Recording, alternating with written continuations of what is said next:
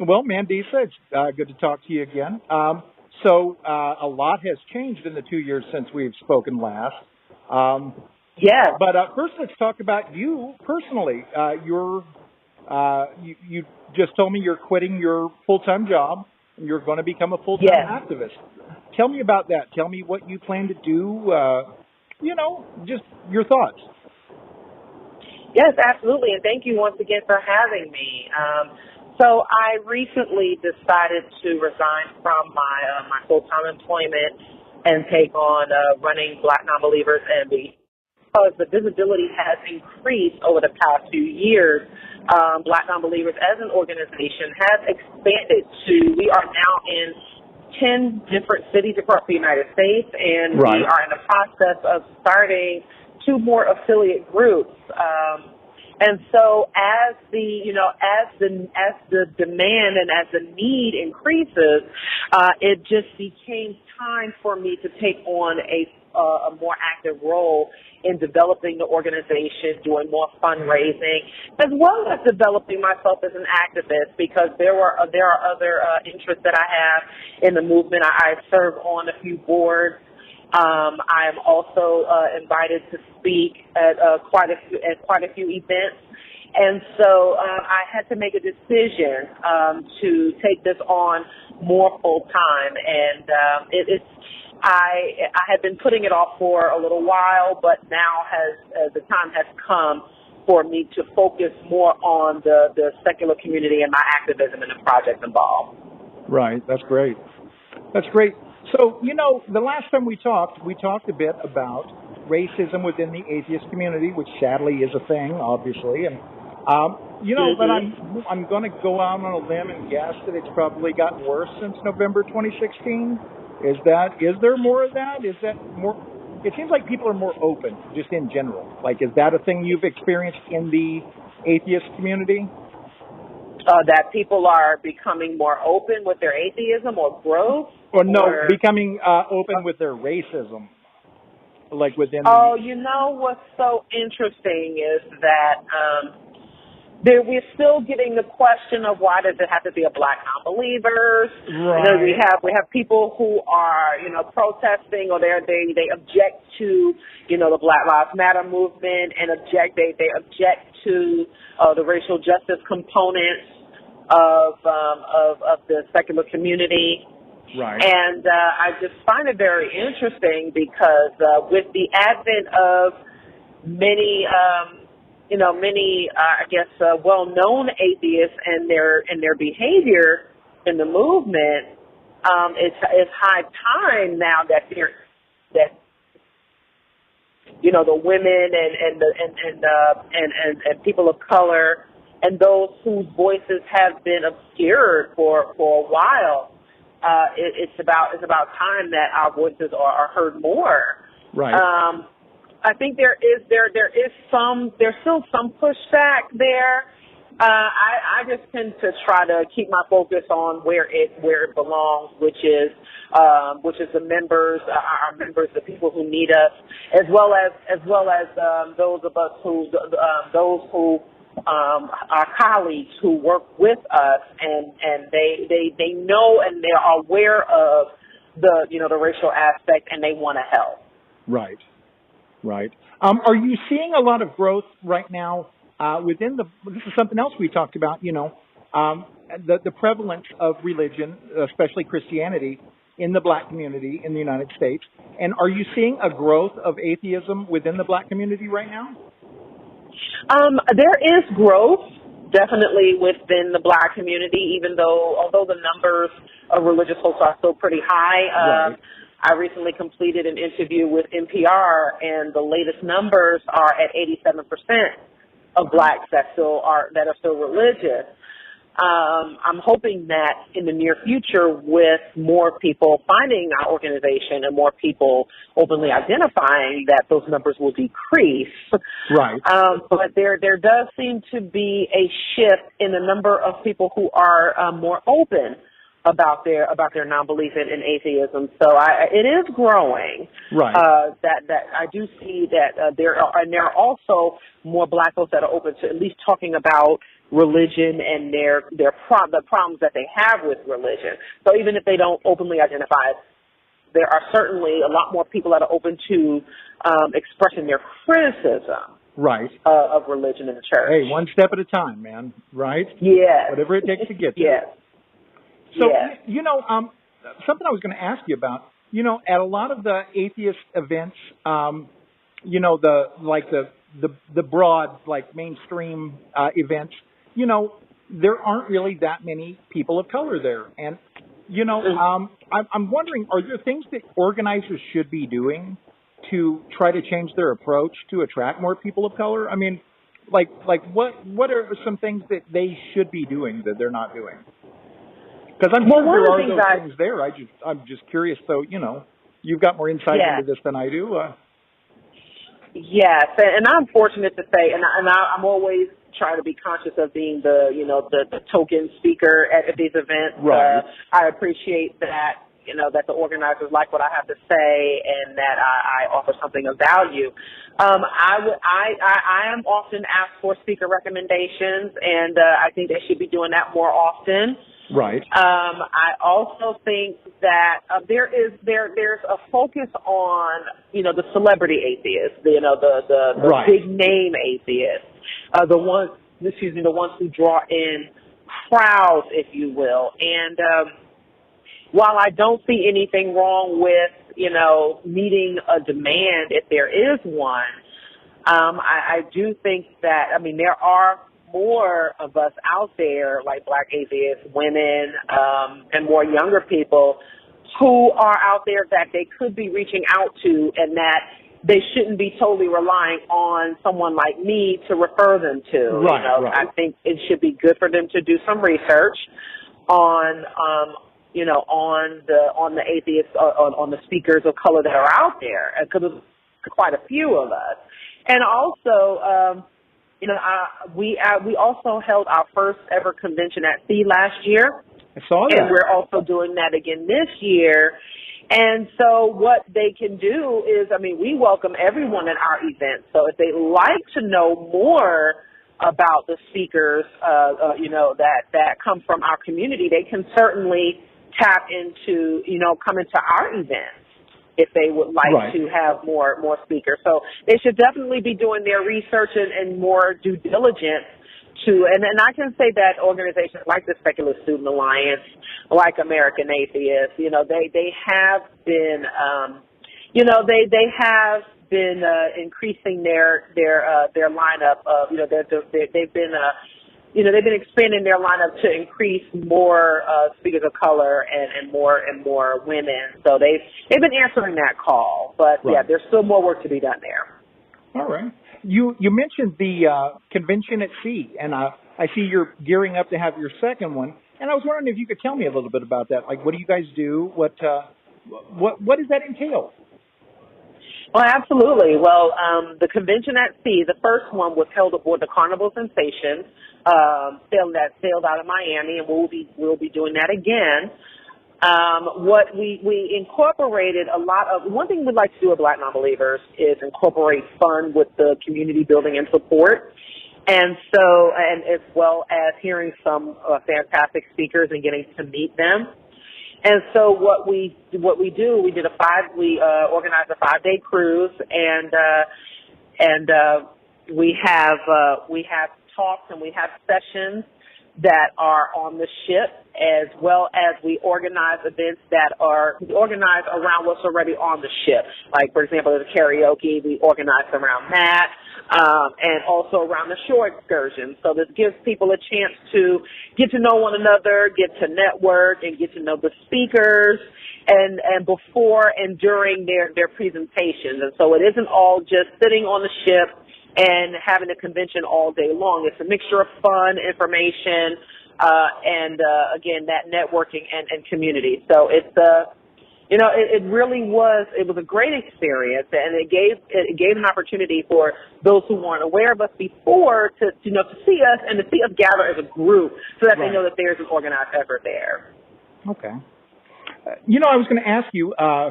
You're an atheist. You're a Black woman. You're a woman. There's so many things that, are impacted. I hate to bring politics into this, but, in this particular administration, a lot of those things come into play. And I'm curious, it seems like Donald Trump has kind of changed what it means to be an activist just in general.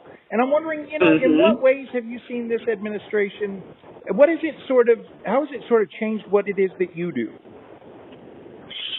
Well, the issues that we face have been, going on, the issues that we face are, have been ongoing for a while. But what has happened, what we've seen shift are the organizations that we are now able to work with as a result of this administration.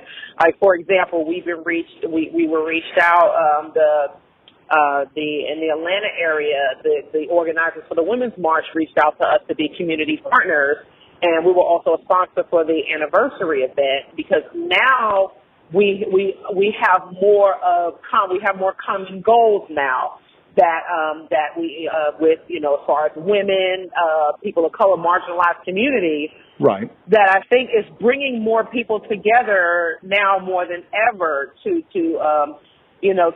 speak out against this administration and the things that are taking place, because there are I think more people are realizing that we have a lot more in common that we're fighting for than we realize, that this is affecting all of us. Right. And I think that's a good shift. I hate that it took for this administration to bring that out. Right. But I'm finding that now it's becoming more prudent and more important that more people speak out, because there is there is a lot that we have to be concerned about with this administration. Right. And with the policies that are being put in place that will affect all of us, believers and non-believers alike. And I think that now it's become more of a human thing to be concerned about than our differences in religious ideology, right, or religious perspective. As the evangelicals are kind of starting to seize our educational system more and more by the day, it scares me. I think it scares a lot of us. It pretty much ensures that students are not going to be encouraged to analyze scientific findings and theories that may stand in opposition to the Bible. I'm just curious, is this something that concerns you? And, in your opinion, where do we go from here?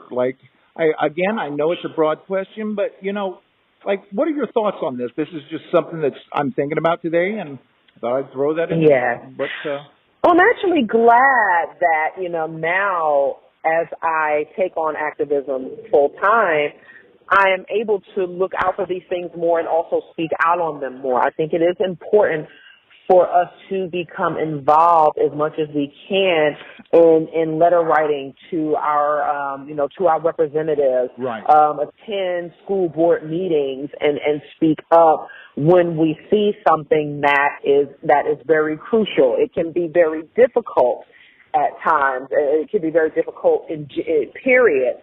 But it is important to get involved, make sure that we are the power really does start locally and what we get involved in. And so now I have a great opportunity to become more involved and more outspoken, as an atheist, and for people to see that, that we are here and there are, organized efforts and hopefully encourage more people to get involved with the local process, so that these things will change, because they don't change until we get more involved. And so hopefully, and so there's a lot there that, there's a lot to unpack. There's a lot that people don't think may make a difference, and it starts on the local level. Start getting more involved there. It doesn't just start. It doesn't start and end with the presidency or with the national election. Right. It starts locally, and then and activism takes on many forms. You can support the people who are out there, on the front lines, and also again, and behind the scenes, there's a lot that can be done collectively. And so I think when we start rethinking, what activism is and what we can do, then things will start to change. That's awesome. So out of all of the things that you do, all the aspects of, your activism, like what is your favorite of the things that you do? What aspect do you enjoy the most? I actually enjoy, the tabling and the outreach. I do, and I also enjoy our meetings where people are meeting us for the first time. They thought they were the only ones out there, but yeah, actually engaging people at the anniversary event of the Women's March. There were other Black women there who were like, wow, some were like, they were very intrigued, but also some others were like, oh my gosh, I thought I was the only one. I'm glad to see you here. So I think, being visible and people seeing us, whether we are tabling or whether we are hosting another event, has become my favorite part, because that's when we start dispelling the misconceptions about atheism and what an atheist looks like and how we are. And so, that's been one of my favorite parts about being active and being in this movement, is for people to really see us and engage us, and to see that, okay, well, yes, not only is there more of us, but if I never met an atheist before, then I had a good experience. Right.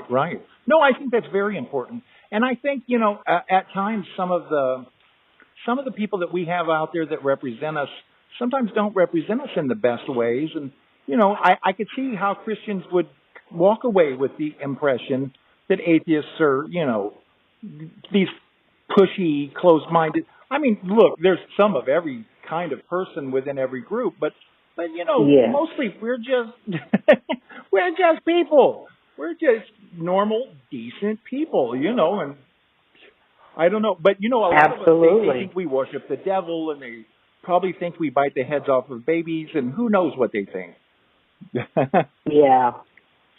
And, I think that's very, I would say that there are some, atheists who I certainly don't, I certainly don't take credit for all atheists. There are some atheist jerks out there.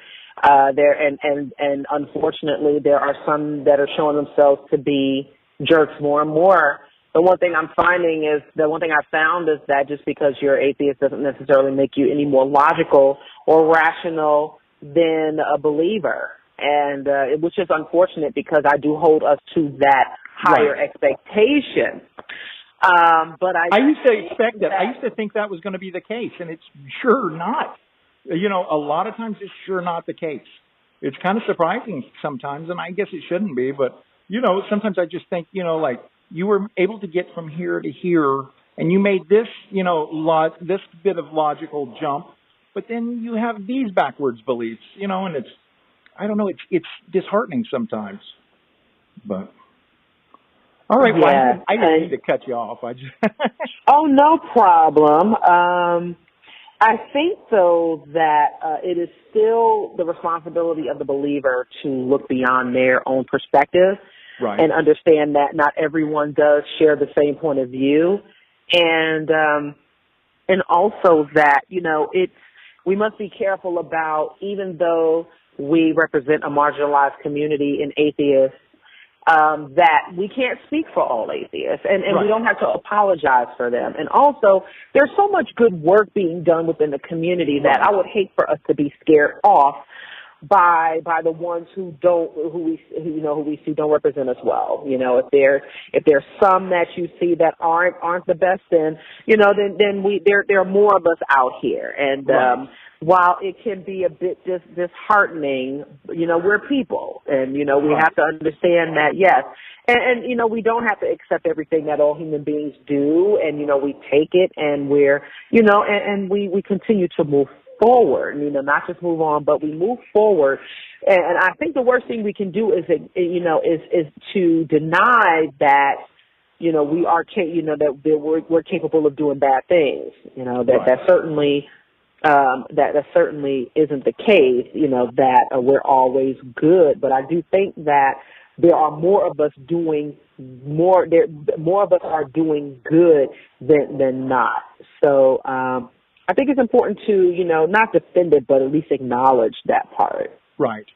I want to commend you. I think from everything I see and the things that I've listened to and stuff online, like I think you're one of our better representatives. Like, I think you do amazing work, and I just wanted to tell you that I think you do great work, and I hope you continue to succeed and to do all the things that you're doing. And and I just want to thank you. I think you do a great job. So.